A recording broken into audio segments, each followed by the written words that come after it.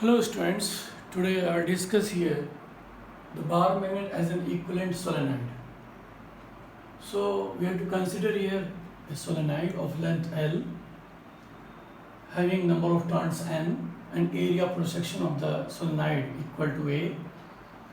So in this solenoid, when current I is flowing in the solenoid, so each turn of this solenoid act as a small magnetic dipole. Means when the current is flowing from this end, so this end behave as a S pole and another end behave as a N pole.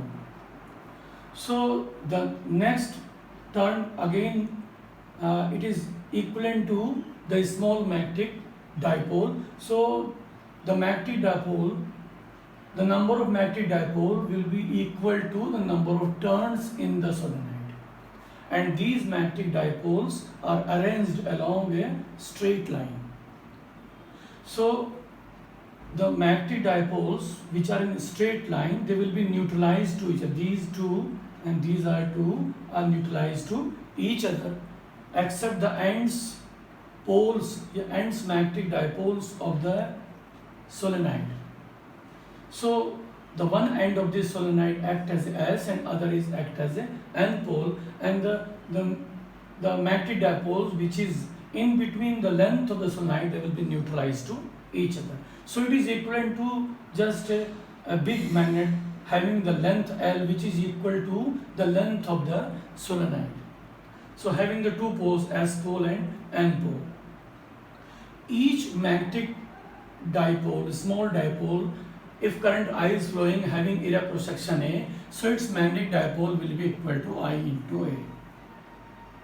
Because the number of turns in the solenoid is N, number of turns in the solenoid equal to N, therefore total magnetic dipole moment will be equal to NIA, means number of turn multiplied by the magnetic dipole moment of the each turn.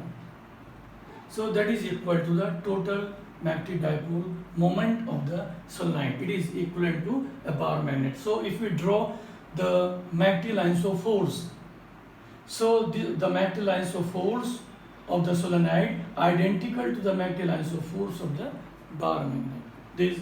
Those are always start from the N pole of the magnet or N pole of the solenoid and ends, and they will be enter through the S pole of the that is solenoid or maybe the bar magnet. So these are two equivalent to each other. So in the last, the conclusion is that so the solenoid, it is equivalent to a bar magnet having all these two, having the two poles, S pole and N poles, and the magnetic lines of force will be same to each other. So these are equivalent to each other. And next topic is what is magnetic lines of force. So magnetic lines of force, these are the paths through which the north poles is run. Means when the magnetic lines of force start from the north pole, and when we draw the magnetic lines of force, it starts from the north to the south. So we can say that it is a curved path along which the north pole runs from north pole, and that is along the magnetic lines of force. So these magnetic lines of force having some properties.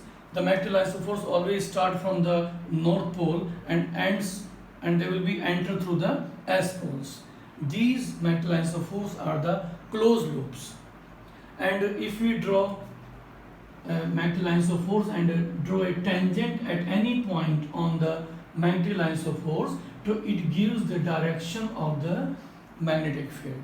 And two magnetic lines of force never intersect to each other. They will not be intersect to each other. Suppose they will be intersect to each other, at the point of intersection we can draw the two tangent lines, and these two tangent lines represent the magnetic field, two magnetic field directions at the same point P, and it is not possible.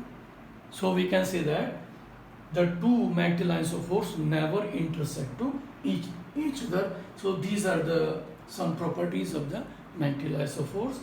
And then Next part we'll see in the next video. Okay, thank you.